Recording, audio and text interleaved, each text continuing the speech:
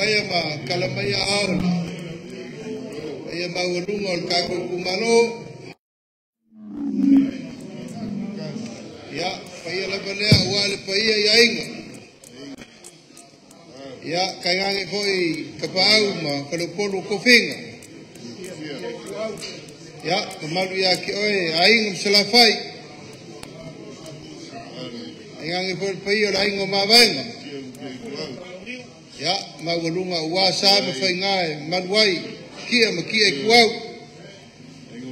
ko e fai kau yaile pai on ngofa pule wa oe pai singango ya mario mai foi lau ko kama fasau e fionga ele mings kau ko pe mawal ka ko ko pisingisi mala mabuya yo mai kalmai au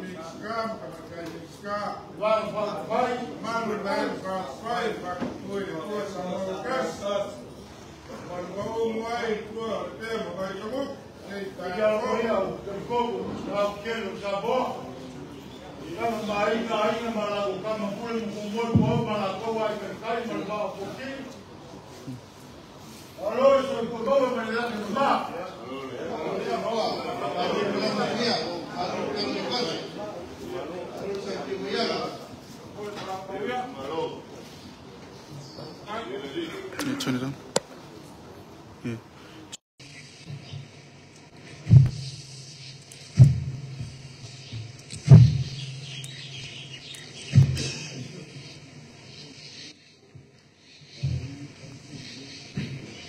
O le whapapa ki kui ma le leia poga ma le malu ahoa le maoka o Samoa. Kari konga o paia o Samoa. Wo. Wa lele wa fio la u fioga e li palbia. Sula suga le sui palbia. E foi la u fioga le fogo fkalai. Le fioga le sui fogo fkalai. Baia ya inga miska. Ai ka gaga le mamalu. E sui miska. Le mamalu. E sui. O Sui kofia, o le vaega whau whai, o le whako kukua Samoa o kasi. O ke karikogu, o paia ai o Samoa, o poko wā, o le pale meki o Samoa. O mga kule o kou paia ma o kou sāma whai a kā pāle aganu. Ngongu aku whakiki o kou sala. E le koe kau pāpa o iga whakupe o kau le whonga. Waka oko a se ala ho. O se ia vo e ka le loko le moa sau sau. Ua uma o ga aisa. E kau ia ingo whakawhake whamago le posivi. I pa ia o Samoa. Hoi o kama o gofo aiga, aiga o gofo kama. Kama maulako o aiga, aiga malako kama pule makumua. Iku au malakaua, aiga le kai ma le bao fomki. O ke karikogu wa kea sa wila. Ae le uma le fia whau ngana. Lele wa ka oko le malama yungalu. Wa kuwhai magu le kia e tia saaga le kaiau malama. Le kaiau le kako whio whai le agaga le whai whakai ma whai magu i le kua. Au a whai o au kou whaku fugaga. O kia maka o whai moe moega. Le ai kako ke kuri bae lava le maka i sau o le whaka. I le kua me maka. I ga ia loko le koi. I au kou fuaga mangi a maka o whaka kauga. Wagei. A lele o mua aku o mua mai. Leo wa kau le ai. Kiki pao whai le uko e pai o le whai vai vai. Kubai whai gire le kausala. Kani a fiafi ai whaino yaka. A leo kiki pao le uko e le kiki kabialala. Ave lai o le soa ave whai mabihigo o le kua. Ave whai mala au o le ola. A wās whai mai le leia kaugu. E makua ori ai le gaga. A le so.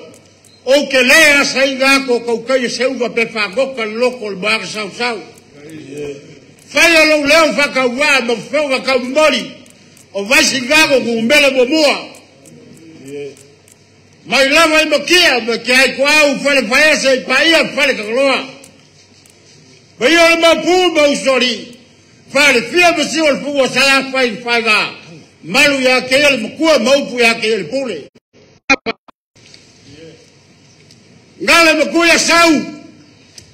Ai kai gake sakapu mbele aki maukai. Mbele mamalu ole ko foala ya safuge. Ole so. Fai lo leo ma foga ka borsea u fa le oiga le gago le fa kai ma le fa malo. Pa ya me ka fa fai o ke le selwa. Ole upu ka kigo. Wala lama le fa mo le malo. E kau mai ai mera i loko Samoa.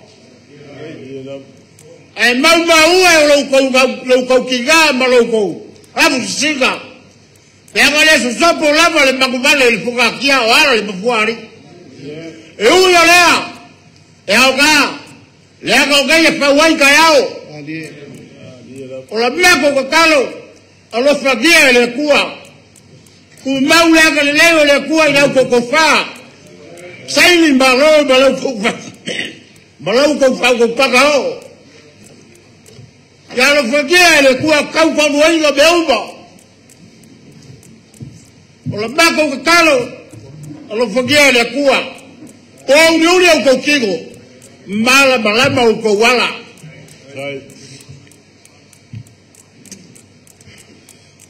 Ia lo whakia ele kua. Au a mangu. Au a mangu au kou whaiva lo filima. I koe masinga o ngei kou saka. Lua o mako whawhakai. O ainga mako a le asili whalo sui makur kumbaua. E whau le sui le kumbalo gei. Ai whawhakai. O au kou le mangaku le fau. Au ma fuaisa. Wau kau sila i ka legi maka ba pastoa le kua le kaka belaka. Ngai le whau ngā la kau kua. Whapekai le kau whae ea. Wale lea. Malia maka i waai. A upu kau kigo. se o ka fia fau nganga e pangarea se le anga gofo e olo e pipi kia ai mamau ala a ubu falo le kungu e kapa inuanga mori au fua e lo loi malama i falo loka magaku lele so le ora kako mau fai e fa vai le akua bokasi mako ke karikogu le solo ke ki le au le pare samako ko faika ai mako ke karikogu pa mai le ubor kuspaya o le alo ga ngaru ako makaka ai le zerofa o le sume palo kantangi o le apa mbeka lili ya helo mai o le akau mafaya mako ke karikogu pero solo ke ki le au le pare o le afaso le ko fa fa le kuo ya helo mai o le akau mafaya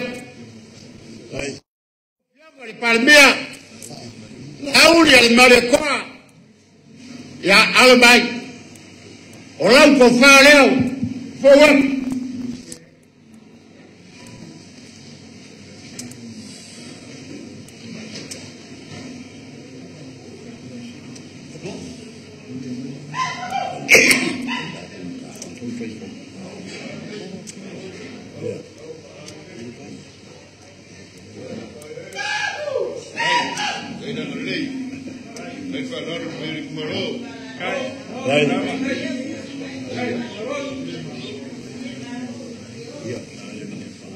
Kain faluan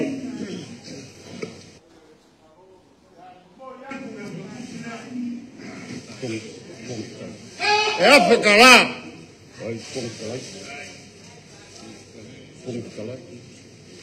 ya la wafioga pong kalai au ya lo mai o lau ko fa le o fo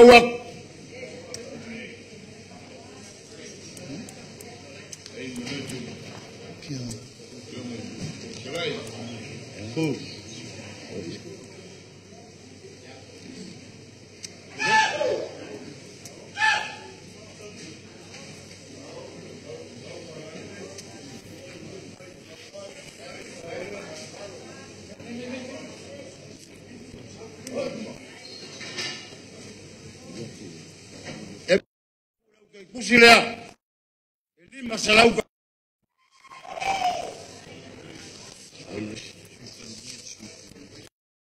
la wafioga suipa mai ko lupe o lau ko farea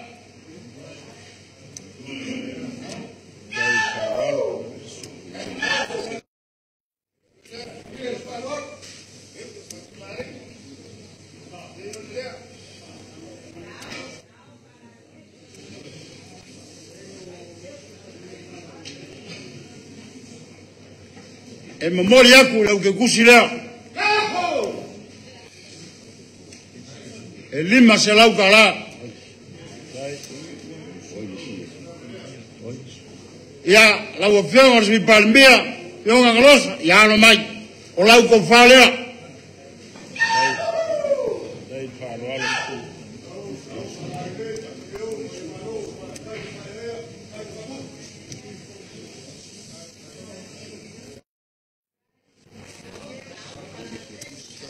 e memori aku lau ke kusi lea lima se lau kala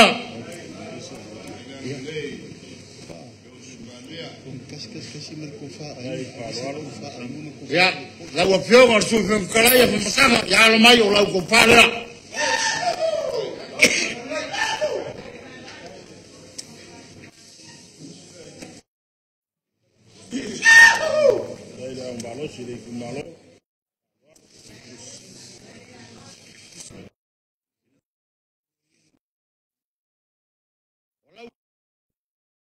Memoriak lima se lau kala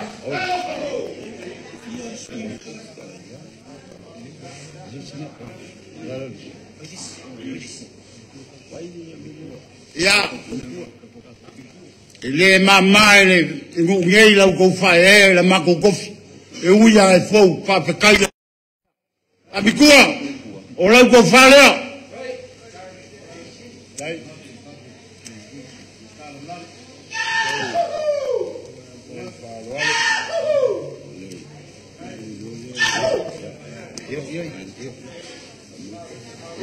te kusi ya malau ke kusi le o mori ak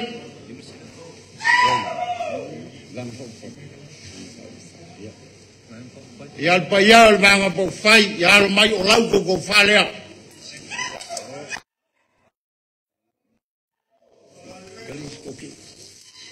Dai Falualo.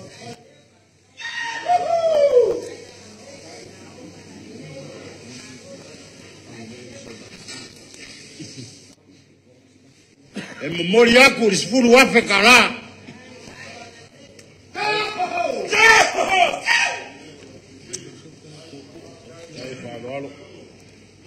ya pea nga fayako e ngofo ai olo ya wai leo na kalai ni yaso olo ulafo lea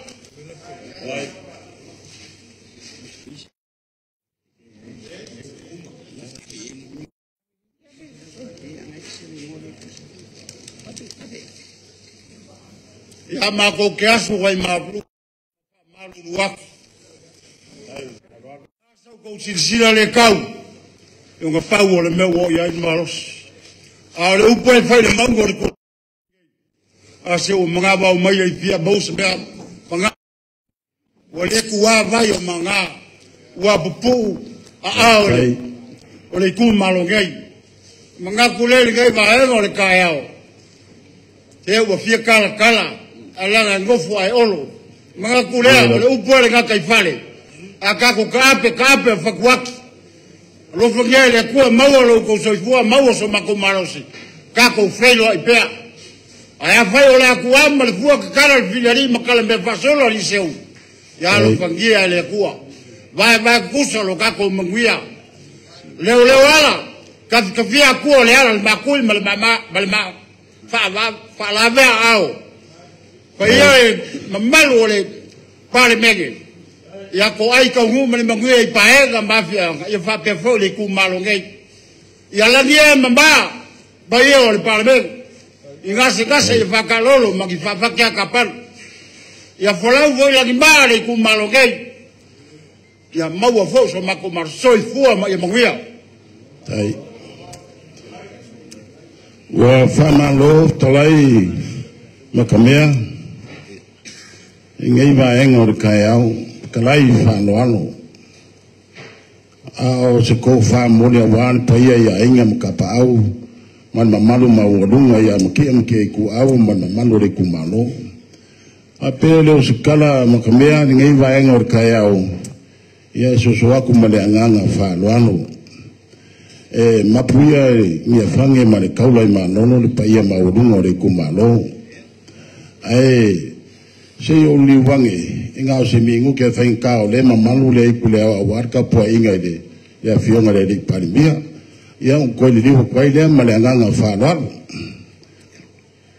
ya tumbua kuisa mau malu filofi ya ya ilma ko ma wodunga ngi kai au de mo fai o walulo pe fai foi ya o suyo ka ko inga kumbua ngi ya de mangaku aku ya ke odua warka ko ngofu ai apele o sikala kumu Falualo ya mai sulu fingano ya pe kirua kapu ai mai ya fai au masuyo ka ko kumu ngi ya wangi ya somor ka ko fa memboy o so aku de ya afkale mbonga ya ke mafungili ka yawo maulunga vena fio mbayole payere kumalo payere fio akule payere palbia no kalai no su palbia la kapai ku samau boga ya lo yo fego manaya te ngero kia tai lufi ya famalo fa ngano fa mor fetalai lu mwenga ya aloyer fa moe ya manuetele de launga ni chayao ya faftai lufi mo de sunga pa wa wani chayao faftai le Falualo ya tumbua o ya pulono chala fai ya ola so ko fingalo ya lo malanga mo lo ko uso le ya o fe ya ile ko fa mal fa ko ka ya la fo mai ya le mo ya se fai se kala nge yas malanga nga Falualo ya wa famalo tele Falualo le mwenga ya uya foi se na ia sa ia foi se ma ua vai ma se la ngona ona il tatou va fenga ia yo leo fai o tou paleri ia sa ia le matu la ngona fa mai pa e par tatou ai nga minsta yo matu la vai ma lima wa tou fionga ui o leo ta oto la per tatou nof me lea ya lo ia na talai man via la uma Faftai le whaaloalo tumbua o ia sa fotu la fai ia siaka ia so waku ai leo fitara yetu sa fotu la fai pe o le nganga na ia o puerto ina o Yamato o tole ia o mato tayao matala tayao melisi mea o ngawo ku ngale la fo o lele fai ka ko lao ia la nga ia malile malile kia ngawo yo a ka ko kupe ngawo la lao tai siaka ia ile se kia foi maluor kai kai au puleongo sala fai ala nganga maunga ia fa kaile fa loalo ia kapoi mai pai ar kalanga ko la wa fionga le palmia la wa fionga la audio al mali ko ia fa pele ma malu fionga le fonf kalai ia ma le sui kai kai fong ia ko mai lo ko kai kai au mako kapo ia ya oso makula lom mudi ai aloia e fenkade sanga inga le so tai le fa loalo pai ar kala ila wa fionga le kai kai makamea o leo wa umanga ko le fale o kaukai kai au ngai ai mangaku foi e kele kaukai o vasa e iai kaukai o kai koa marfisango mukangi e iai foi kaukai o le ave pe akur au yusa e ave ia lo leo whakauwa e whai mafonga na fionga le parmia man mamalo le vaenga whai o mga kulei le so markai au ngai ia ko a ia so loiang ia yo pai le pa ia maulungo le kumalo e peor fkalenga na singare ke wila Inga mau. au mga foi kai au ngai o kele se ku winga lupe fonga kia awale a fio mai makala mai au ile paia maulungo le kumalo ya mkia ikuau ai kai ngangel paia maulungo kupu mai e ngai kai au makamea Ya, lo fonga. leo wa umanga e fkalai kai au ngai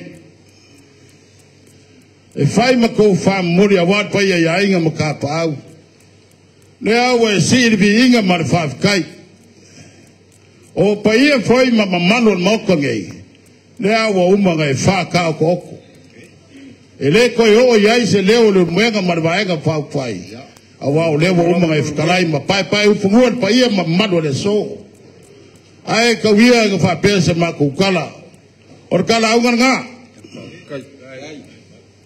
Fenka le fio mai man pa io le kumalos wa makua lo soifua ya al mga kumalo mo se ki fa lo alo ya ke ko kama na kungu ma ko le kaya ngai ka wi nga fa kai de kua o wai le faingo fiel basa le ko malanga mai leo ka ko fe lo ai mo ko sa mo ya bi ia lo ka ko kai silo lang o ka ko fe lo ai mawalungan sa ifua manguia malangi makap paia le kumalo leo ka ko filo ngai kai au ya foi pervi inga lo ka ko makai au le so marfa moe leo wa sile mio le fionga le pandemia le fionga laudi le madekoa sui pandemia male fong kalai ma sui kai fong ai mesel baenga fa fai ya ko falo longa mawalunga ngai kai au leo wa kakalan fai lai kum ka fanga o le kongo e ki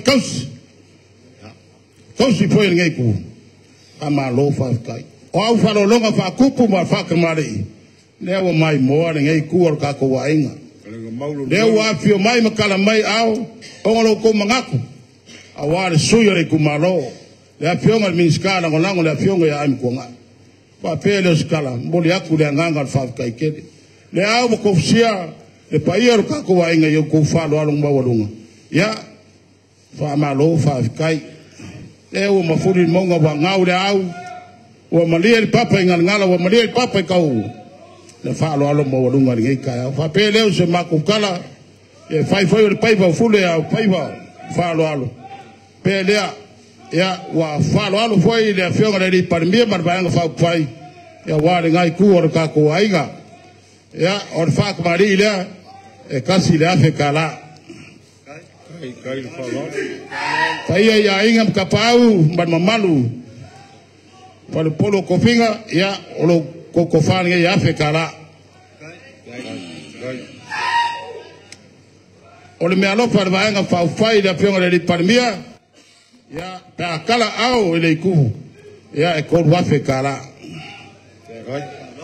O loko pasese nga. Lau, a whionga miskala ngolau, lau a whionga amkungai, ia ele kuua lalo le whionga le parimia, marka ko vaenga, ia mangaku kele lau a whionga, ia whapea lea, ia, o lo lafo le lima selau kara. Pa ia ia ingam kapau, ele mamalo ko wa fio mai nge kayao. E mawalunga le vai marsilisila la fionga le parimbia. No ko wa fio mai, o ka ko fil fa pele ia. Ole ko fare award pa ia ia ingam kapau, e afekala. Kai le whaaloalo. Makamea, man mamalo fa le purunga, awaya fa le polo kofinga, ia. O loko lafo le lima selau kala. Kai whaaloalo. Ya, papele o skala makamia ninge kai au, fa kai kala I whaaloalo. O longo fa va kui le pai o moka. Mga kuleo le apionga le kai o malo man va fa pai I o lo lafo le lima selau kala. Ya papele o se mako kala makamia le o umanga fa makafi le so marka ko fa moi. Aka kala le pilarimba kuamar fua ya ang leila tua na war ko fai pa ya ingam kapau ya mamane langi ya fa penga foi mamalo fa lo poru ila uskalainga makamea ya maua la fa ko kanga war ka usinga kapau ya awa ngi solo lo fue pe ngausia lo koko ya wale so ma le fa boy ya mese mamalo le kumalo ya o se kala le se kaimi a kala au Pulau Masalah Fai, ya Fulawia Yalungan, yang lelai oleh tua, lima dengan iku, ya mau sekofai pa ia, le fiong dari parmia, ya sepingalo awan mamalo le, kako vaenga fai ya fiong miskala ulangu, ya foi pervi ingo le ku, ayola lelai usola, kaima le, falualo. Lewa mau pe fakio ma pe lo le viro manga sei malo, usolo lo brafa, klai lewa koko ai malai.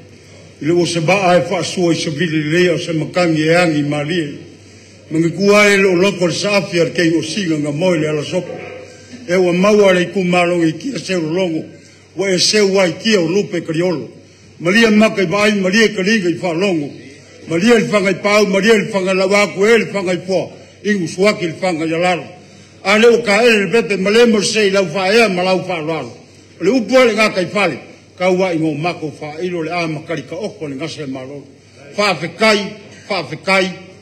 la te o via ka ngoa la ngale me o pisa man belea mako le ya yo man ka ko ba mangu ya kele le fambe moy ale fa ma uya lo ko fa se la kala